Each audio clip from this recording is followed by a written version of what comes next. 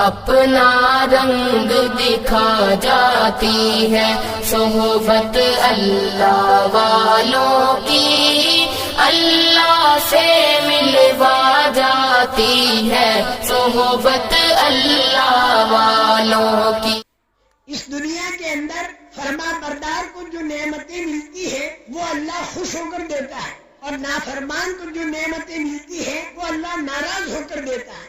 آپ کو تعجب ہوگا کہ نافرمان کو نعمت ناراض ہو کر دی جاتی ہے۔ جی ہاں، آپ بھی کبھی کبھی ایسا کرتے ہیں۔ چوہے آپ کے گھر کے اندر بہت ہو گئے، آپ کا کھانا، آپ کا بستر، آپ کی کتابیں وہ کھا جاتے ہیں، تو آپ چاروں طرف چوہوں کے پنجرے پھیلا دیتے ہیں اور اس کے اندر گھی والی روٹی آپ رکھ دیتے ہیں۔ تو یہ چوہے کے پنجرے میں جو آپ نے نعمت رکھی، یہ آپ نے اس کو گرفتار کرنے کے لیے رکھی ہے، خوش ہو کر نہیں رکھی، ناراض ہو کر رکھی اس کو گرفتار کرنے کے لیے۔ اب چوہا آیا، اس نے دیکھا کہ چاروں طرف نعمتیں ہیں، اب کوئی اس کو سمجھا دے کہ بھئی یہ نعمتیں دکھائی تو دے رہی، لیکن اس کے پیچھے بلائیں چھپی ہوئی ہے۔ اس کا کیا بلا ہے؟ نعمت تو دکھائی دے رہی ہے، بلا دکھائی نہیں دیتی۔ تو جب تو روٹی کا ٹکڑا یوں کھینچے گا تو تار ہٹے گا اور کھٹ کی آواز آئے گی اور تو اندر پھنس جائے گا، چاروں طرف کے دروازے تیرے نکلنے کے بند ہو جائیں گے۔ جیسے فرعون کے لیے چاروں طرف کے دروازے بند ہو گئے، جیسے قارون کے لیے چاروں طرف کے دروازے بند ہو گئے، جیسے ابو جہل کے جتھے کے لیے، اور جیسے قبیلے بنی غطفان کے لیے، اور جیسے قیصر اور کسریٰ کے لیے،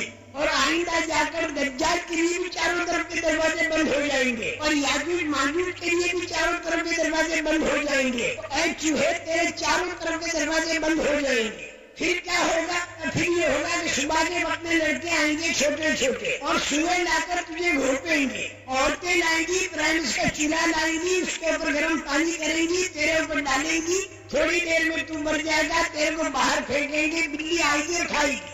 تو یہ چوہا کہتا اچھا میں اس کا ریسرچ کروں۔ اب وہ ریسرچ کرنے چلا اور تھوڑی دیر کے بعد آ کر کہنے لگا کہ نہ تو لڑکے ہیں، نہ سوا ہے، نہ پرائمس کا چولہا ہے، نہ عورتیں ہیں، نہ بلی ہے، وہ تو کچھ بھی دکھائی دیتا نہیں ہے۔ تم تو بیک بڑھ قسم کے آدمی ہو، پرانے خیال کے، اونٹوں کے زمانے کی باتیں لا کے راکٹ کے زمانے میں ٹھوس رہے ہو، نہیں مانتے۔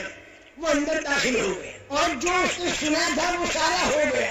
جب ہوا تو اب وہ کہتا میری سمجھ میں آئی بات، لیکن اب سمجھ میں آنا مفید نہیں۔ نافرمان کو نعمتیں دینا ایسا ہوگا جیسے چوہے کے پنجرے کی نعمت، اور فرما بردار کو اللہ اگر کوئی نعمت دے تو وہ ایسا ہوگا جیسے طوطے کے پنجرے کی نعمت۔ طوطے کے پنجرے میں نعمت دی جاتی ہے خوش ہو کر، اور دل بہلایا جاتا ہے۔ اللہ پاک قرآن پاک میں نافرمان کی نعمت کے بارے میں خبر دیتے ہیں کہ ہم نے دروازے کھول دیے، اور فرما بردار کی نعمت کے بارے میں اللہ خبر دیتے ہیں کہ ہم نے برکتیں کھول دی۔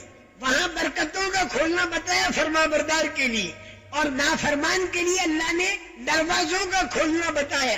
اللہ پاک جو فرماتے ہیں کہ جو ان کو بات بتائی گئی اللہ رسول کی طرف سے اسے وہ بھول گئے، تو ہم نے ان کے لیے ہر لائن کے دروازے کھول دیے، طاقت کے دروازے، دھن دولت کے دروازے، پبلسٹی کے دروازے، وہ سارے کے سارے ہم نے ان کے اوپر کھول دیے۔